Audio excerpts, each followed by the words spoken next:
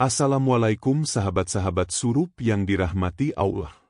Hari ini, saya akan membawakan kisah dari sudut tergelap sebuah kampung di Surabaya. Sebuah toko kelontong yang tak pernah tidur, selalu terang, selalu ramai. Namun di balik tumpukan mie instan dan beras murah itu, tersimpan jeritan bayi, tangisan sunyi, dan darah yang tak kasat mata menetes setiap malam. Hingga suatu malam, makhluk mengerikan muncul dari dalam lantai, menyeret nyawa yang terkutuk. Apa sebenarnya yang dikorbankan demi toko yang tak pernah rugi ini? Namun sebelumnya, bagi yang beragama Islam saya sarankan untuk menuliskan sholawat Nabi Muhammad agar kelak sholawat ini menjadi saksi untuk mendapat syafaat di akhirat. Like dan subscribe ke channel ini sangat membantu menyebarkan dakwah Islam dan menjadi amal jariah.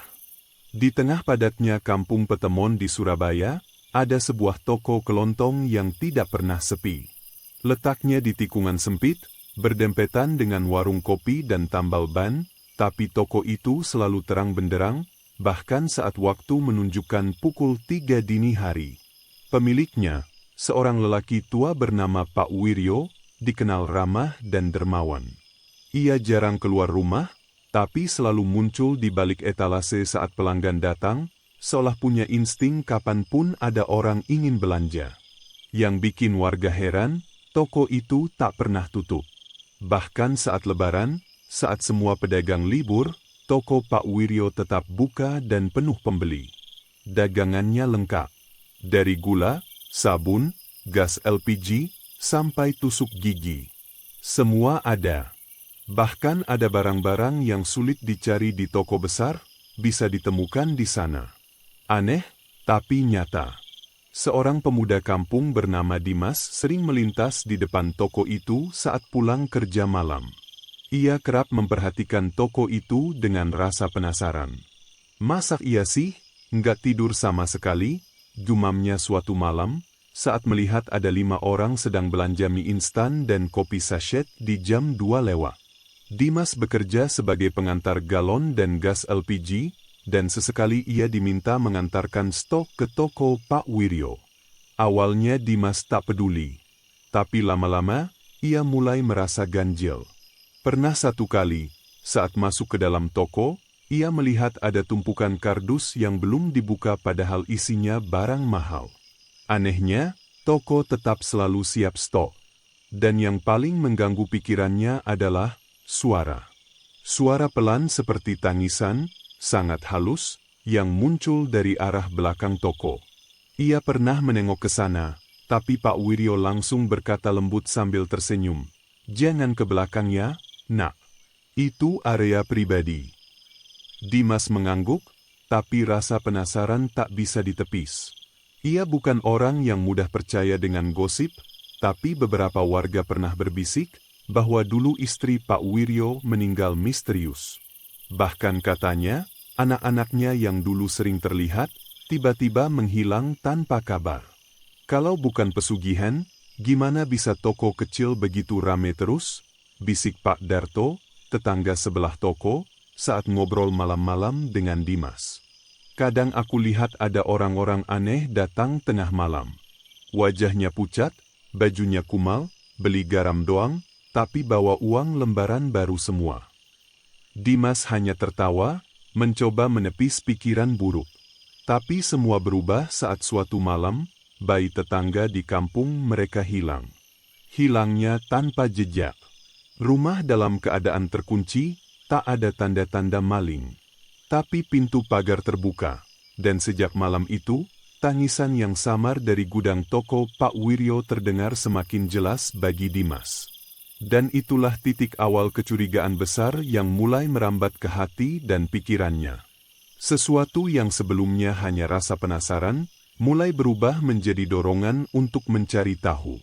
Apa sebenarnya yang disembunyikan toko kelontong itu? Dan suara siapa yang menangis setiap malam? Malam itu hujan turun rintik-rintik. Lampu jalan di sekitar gang kampung hanya menyala redup. Sebagian bahkan sudah padam. Dimas berjalan pelan membawa senter kecil di tangan kanannya, langkahnya menyusuri gang belakang toko Pak Wiryo.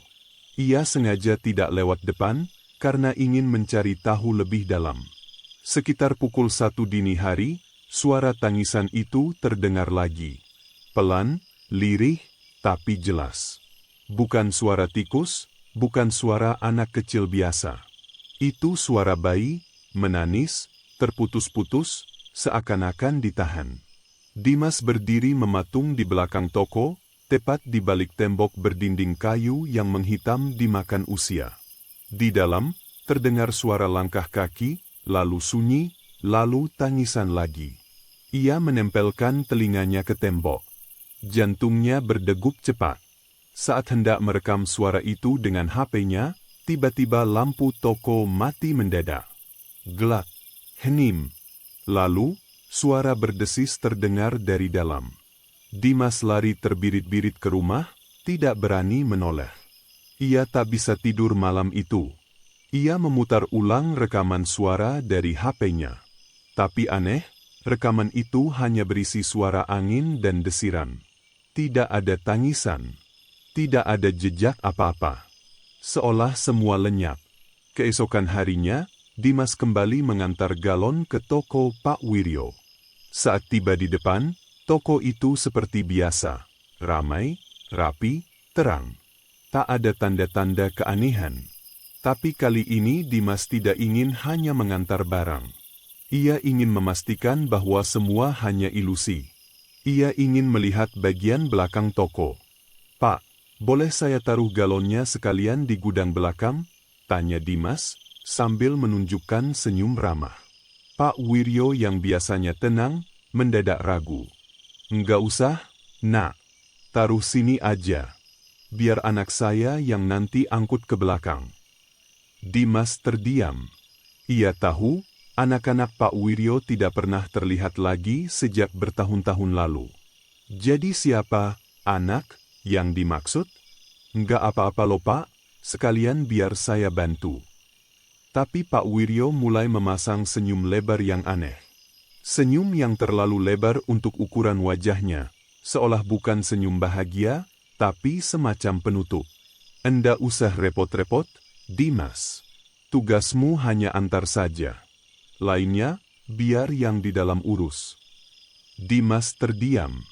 Kata-kata itu terasa ganjil. Yang di dalam? Siapa? Malamnya, ia mulai menyusun rencana. Kali ini lebih serius. Ia ambil HP lama miliknya, lalu ia siapkan untuk merekam otomatis. Ia kemas HP itu ke dalam kardus kosong yang akan ia antar ke toko esok hari. Ia tempelkan dengan lakban agar tidak jatuh, dan pastikan kamera menghadap ke sela-sela tumpukan barang. Tujuannya hanya satu, merekam apa yang sebenarnya terjadi di gudang belakang toko Pak Wiryo. Ia tidak tahu apa yang akan terekam. Tapi ia tahu, rasa takutnya sudah kalah oleh rasa penasaran.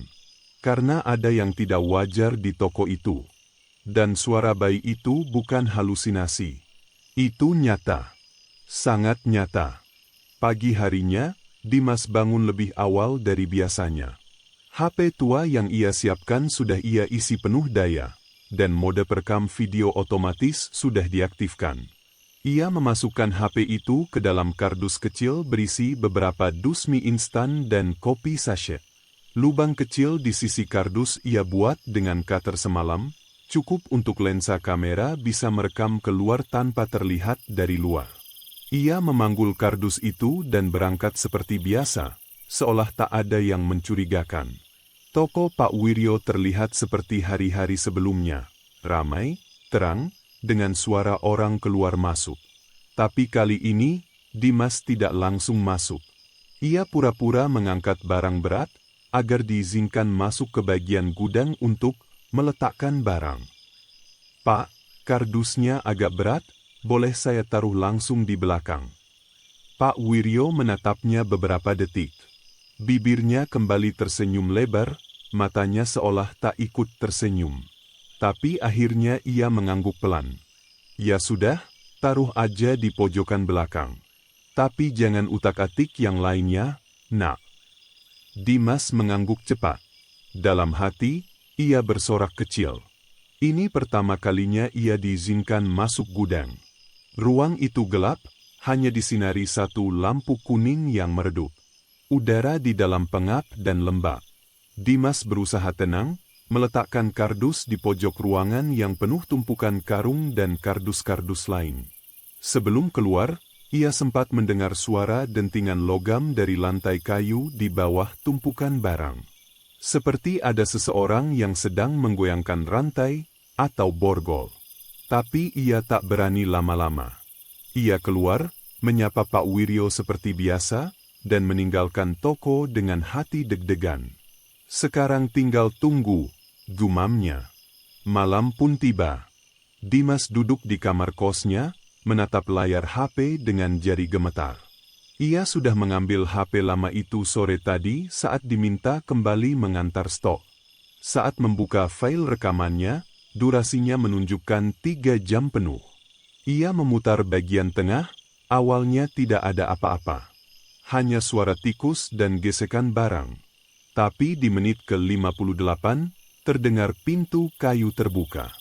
Lalu bayangan seseorang masuk ke ruangan.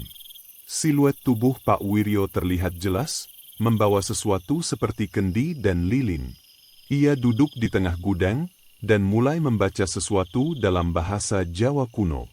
Suaranya berat, melantun seperti sedang berdialog. Di hadapannya, ada sesuatu yang digendongnya dari belakang. Sebuah boneka bayi dengan kain kafan. Tiba-tiba terdengar suara bayi menangis dari arah sudut ruangan yang gelap. Dan dalam rekaman itu, terdengar suara lain menyahut. Suara berat, tapi seperti berasal dari tenggorokan bayi. Uangmu sudah kupenuhi. Sekarang, waktunya tumbal baru. Dimas terdiam membatu. Matanya tak berkedip. Rekaman itu berakhir dengan lampu padam total dan layar gelap. Namun, di detik terakhir video, tampak wajah pucat seperti mayat bayi menatap langsung ke arah kamera, dengan mata merah menyala. HP-nya mati tiba-tiba. Baterainya masih 80%. Tapi seketika layarnya menghitam, dan tubuh Dimas menggigil hebat. Tangannya gemetar. Mulutnya kaku. Tapi dalam pikirannya hanya satu hal. Besok, ia harus menyebarkan rekaman ini. Sebelum semuanya terlambat. Keesokan paginya, langit Surabaya masih mendung. Hati Dimas lebih gelap dari cuaca. Sepanjang malam ia tidak bisa tidur. Setiap kali mencoba memejamkan mata, wajah bayi dengan mata menyala itu muncul lagi dalam benaknya. Video rekaman semalam sudah ia salin ke 2 flash disk, satu ia simpan di kamar, satu lagi ia taruh di dalam helm. Ia tahu, sesuatu yang lebih besar akan terjadi. Siang itu, Dimas memberanikan diri mengajak ketua RT kampungnya bicara. Pak Hamdan, lelaki tua berkumis tebal, awalnya menyambutnya hangat. Tapi raut wajahnya berubah begitu Dimas mulai bercerita tentang isi gudang toko Pak Wiryo. Pak, saya nggak asal ngomong. Saya punya buktinya. Saya rekam sendiri isi gudang belakang toko Pak Wiryo. Ada sesajen, boneka bayi, dan suara-suara aneh dari dalam. Pak Hamdan mengangkat alis, lalu tertawa kecil. Dim, kamu masih muda. Jangan main-main soal begini. Pak Wiryo itu orang lama di sini. Dermawan. Banyak bantu warga waktu pandemi. Masa kamu nuduh dia pakai pesugihan? Dimas membuka ponselnya. Ia ingin menunjukkan video. Tapi saat file dibuka, layar hanya muncul pesan error, file korup. Tidak bisa diputar. Matanya terbelalak. Tapi semalam bisa, Pak? Saya lihat sendiri. Pak Hamdan mulai jengkel. Kamu nuduh orang tanpa bukti. Mau bikin rusuh kampung ini, Dim? Hati-hati lo, fitnah lebih kejam dari pembunuhan. Wajah Dimas memanas. Ia hanya mengangguk perlahan, lalu pergi dengan kepala tertunduk. Tapi dalam hatinya, ia yakin, apa yang ia lihat bukan hayalan. Dan ia tidak bisa diam. Malamnya, Dimas mencari sahabat lamanya, Arif. Teman masa kecil yang sekarang kerja jadi teknisi komputer. Ia percaya hanya Arif yang bisa bantu. Mereka bertemu di warung kopi sepi dekat rel kereta.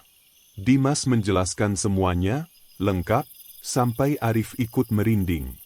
Gila, kalau emang bener, lo harus keluarin ini ke publik. Tapi jangan pakai HP.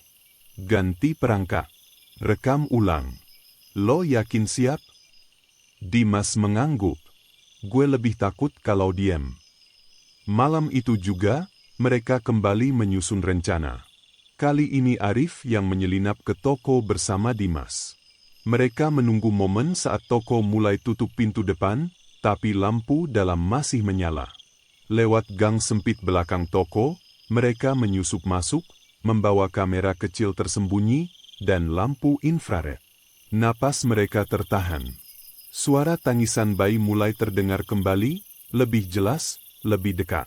Dan ketika mereka mendekati pintu gudang, terdengar suara geretan korek api.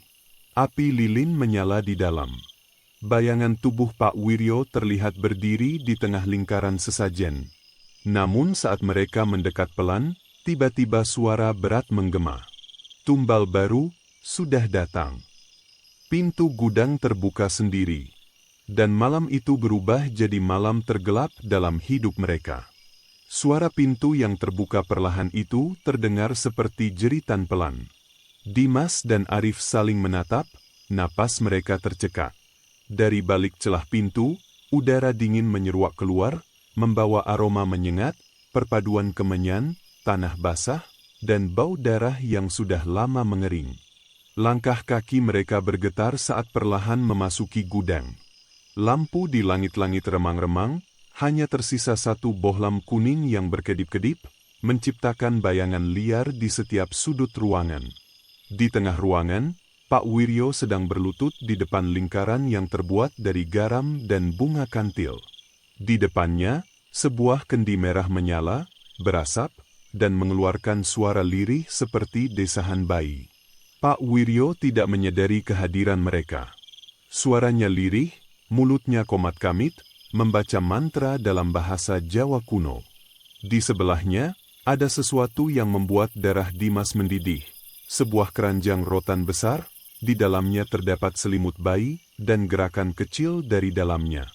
Tangisan bayi kembali terdengar, lebih jelas, lebih menyayat. Arif mencoba mengambil kamera kecil dari sakunya.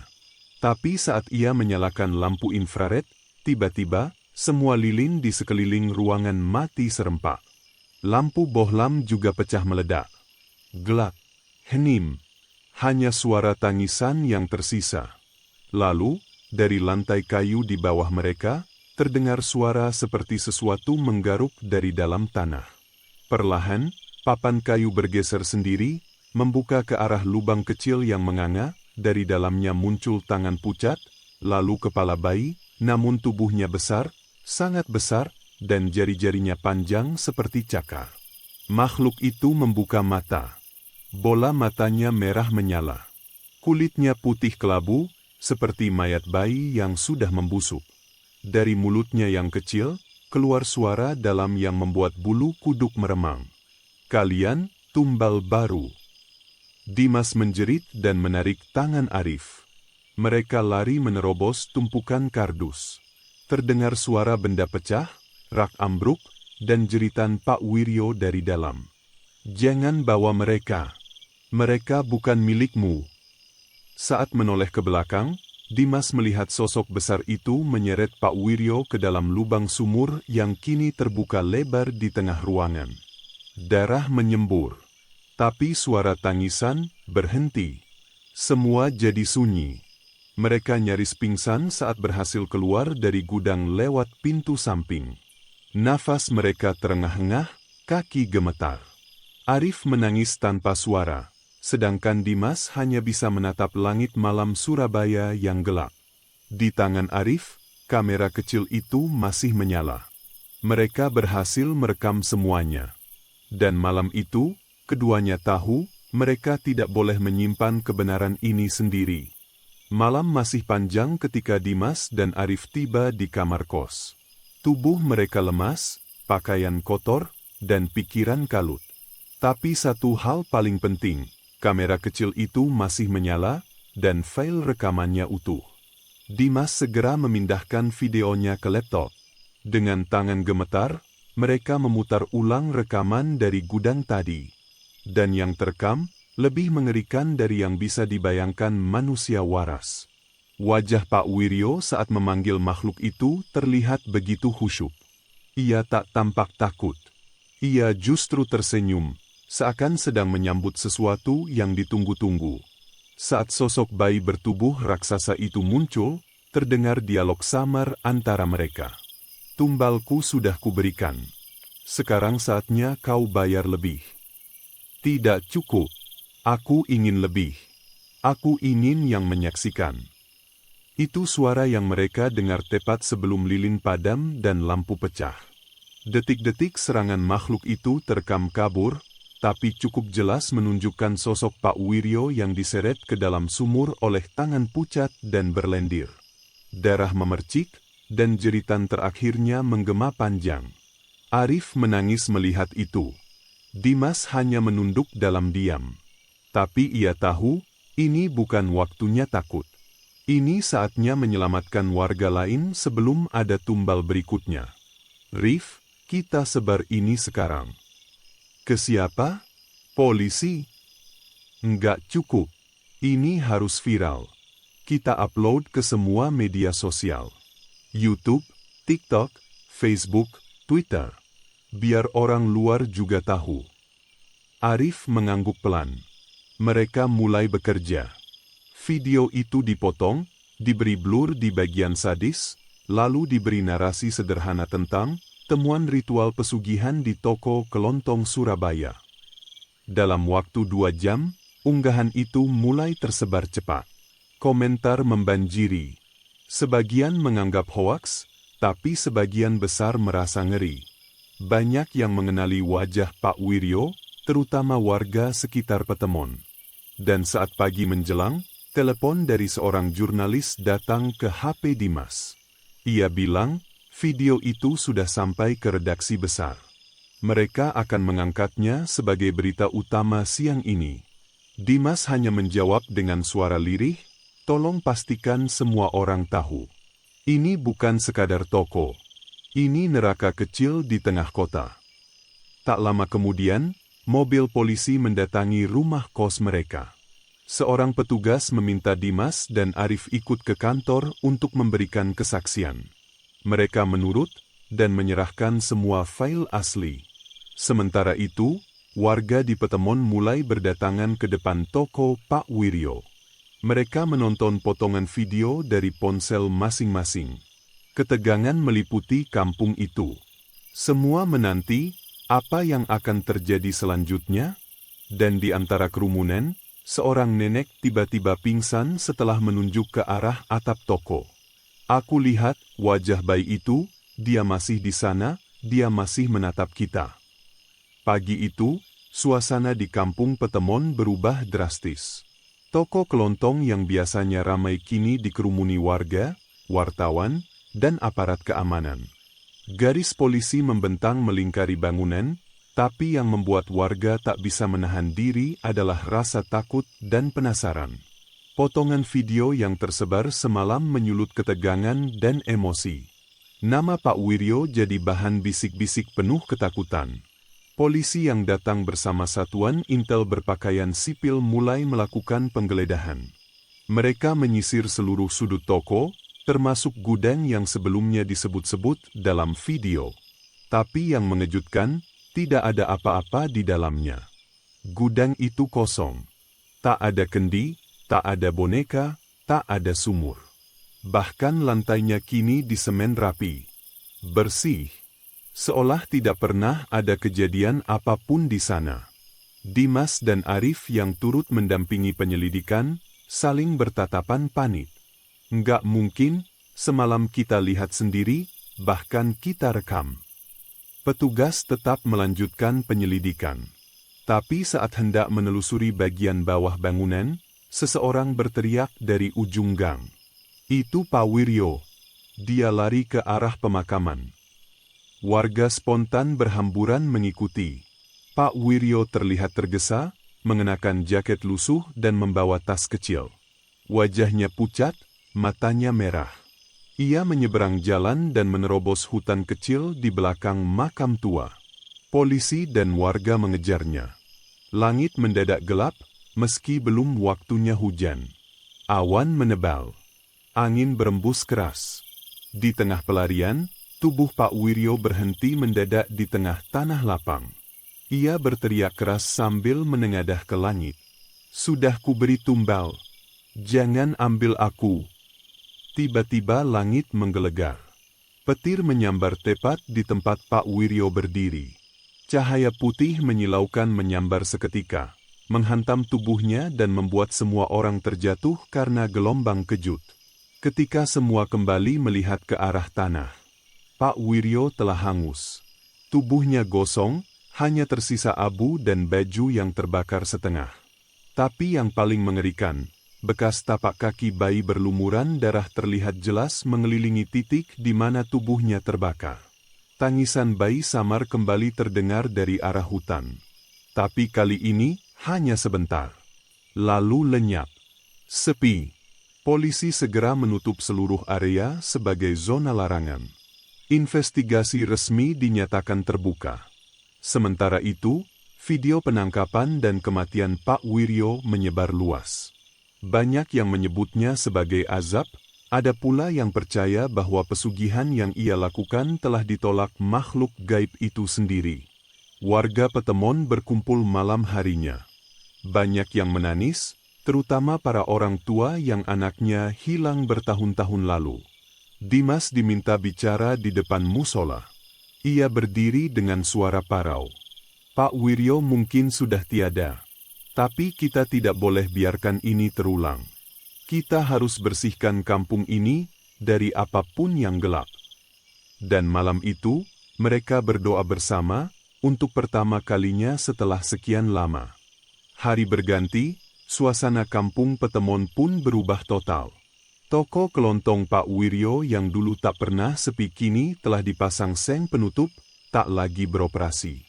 Warga menolak keras jika ada yang hendak membuka usaha baru di lokasi itu. Bahkan Ketua RT mengusulkan agar tempat itu dirobohkan dan dijadikan lahan ibadah saja. "Kalau Allah mengizinkan, lebih baik kita bangun musola kecil di sini. Biar terang, bukan lagi tempat makhluk gelap," ucap Pak Hamdan dalam musyawarah warga. Semua warga setuju. Dalam waktu seminggu, dengan bantuan para donatur yang tergerak hatinya usai menonton berita dan video viral, warga membongkar sisa bangunan toko. Saat bagian bawah gudang dibongkar, para pekerja menemukan sesuatu yang selama ini tertutup. Lubang sempit penuh tanah basah dan tulang belulang kecil. Beberapa masih terbungkus kain putih. Bau busuk menguar, dan beberapa pekerja pingsan saat mencium aroma itu. Polisi segera turun tangan dan mengamankan sisa tulang belulang tersebut untuk proses identifikasi. Meski tak semua bisa dikenali, banyak warga meyakini bahwa itu adalah jasad bayi-bayi yang selama ini jadi tumbal pesugihan Pak Wiryo. Malam harinya, seluruh kampung menggelar tahlilan akbar. Dimas dan Arif duduk di barisan depan, wajah mereka masih diliputi trauma, tapi ada ketenangan baru yang mulai tumbuh. Mereka tidak hanya selamat, tapi juga menjadi bagian dari perubahan besar. Warga kini lebih terbuka, saling melindungi, dan tidak lagi menutup mata terhadap kejanggalan di sekitar. Sebulan kemudian, sebuah musola kecil berdiri megah di atas bekas toko itu. Namanya Musola Nurul Bayinah, Cahaya Kebenaran. Di dinding musola tertulis pesan yang tak pernah dihapus. Jangan biarkan rasa takut mengalahkan kebenaran. Karena kebenaran adalah cahaya, dan cahaya tak pernah tunduk pada gelap. Dimas berjalan pelan ke musola itu setiap malam Jumat. Duduk di tangga depan, memandangi langit Surabaya yang kembali tenang. Ia tahu, luka tidak akan hilang seketika, tapi langkah ke arah yang benar sudah dimulai. Tangisan bayi tak pernah terdengar lagi. Hanya suara anak-anak kampung yang berlarian di sore hari, tertawa dan bermain, seperti dulu. Seperti seharusnya.